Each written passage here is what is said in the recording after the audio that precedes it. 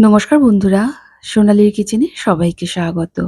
আজকে আপনাদের সাথে শেয়ার করব বাসি ভাত দিয়ে দারুণ লোভনীয় স্বাদের একটি রেসিপি। আসুন দেখে নেওয়া যাক কিভাবে বানাবো। এখানে আগের দিনের এক বাটি ভাত নিয়ে নিয়েছি, আর নিয়ে নিয়েছি দুটো ডিম। এর মধ্যে একটা ডিম ভাতের সাথে মাখিয়ে নেবো, খুব ভালো করে মাখিয়ে নিতে হবে। আরেকটা ডিম যে আছে সেই ডিমটার আমি ভুর্জি বানিয়ে নেবো। আপনাদের কাছে অনুরোধ রইল, আমার রেসিপি যদি ভালো লেগে থাকে প্লিজ আমার চ্যানেলটিকে সাবস্ক্রাইব করে পাশে থাকা বেল আইকনটি অবশ্যই প্রেস করবেন। এতে আমি যাই রেসিপি আপলোড করি না কেন নোটিফিকেশন সবার প্রথম আপনার কাছে গিয়েই পৌঁছাবে। ভাতের সাথে ডিমটা মাখানো হয়ে গেছে, এখন এটা একটা সাইডে রেখে দিলাম।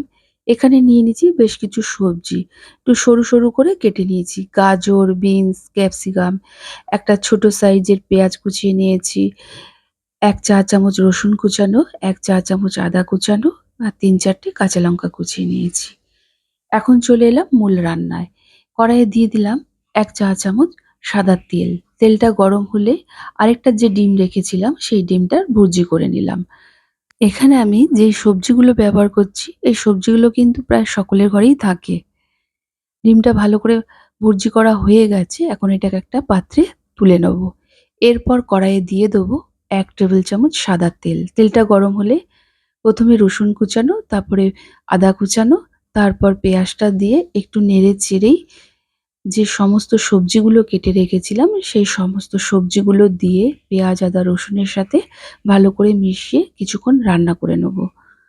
সবজিগুলো যাতে তাড়াতাড়ি নরম হয়ে যায় এর জন্য সামান্য একটু লবণ দিয়ে সবজির সাথে ভালো করে মিশিয়ে কিছুক্ষণ নেড়েচেড়ে নেব।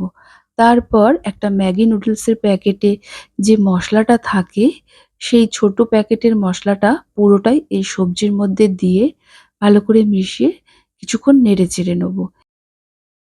এই মশলাটা কিন্তু অবশ্যই দেবেন, এতেই এর স্বাদটা দ্বিগুণ হয়ে উঠবে। এবার ডিম মাখানো ভাতটা দিয়ে সবজির সাথে ভালো করে মিশিয়ে বেশ কিছুক্ষণ রান্না করে নেব। যেহেতু ভাতের মধ্যে ডিমটা মাখানো হয়েছে তাই ভাতটা ভেজা থাকবে।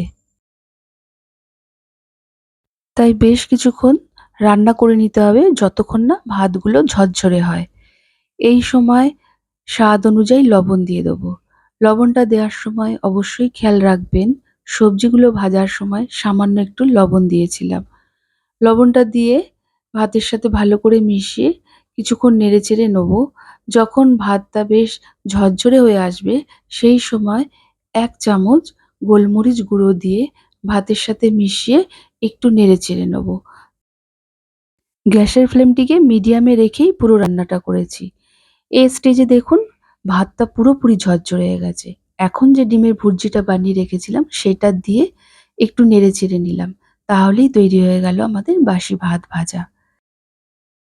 দেখুন বাসি ভাত দিয়ে কি সুস্বাদু রেসিপি সহজেই বানিয়ে নেওয়া যায়। বাড়িতে এইভাবে আপনারাও বানিয়ে ট্রাই করুন। আর কেমন লেগেছে আমাকে অবশ্যই কমেন্ট করে জানাবেন। ভালো লাগলে একটা লাইক ও প্রচুর শেয়ার করবেন। আজকের মতো এতটুকু। আবার হাজির হয়ে যাব নতুন কোনো রেসিপির সাথে। সবাই ভালো থাকুন, সুস্থ থাকুন। ধন্যবাদ।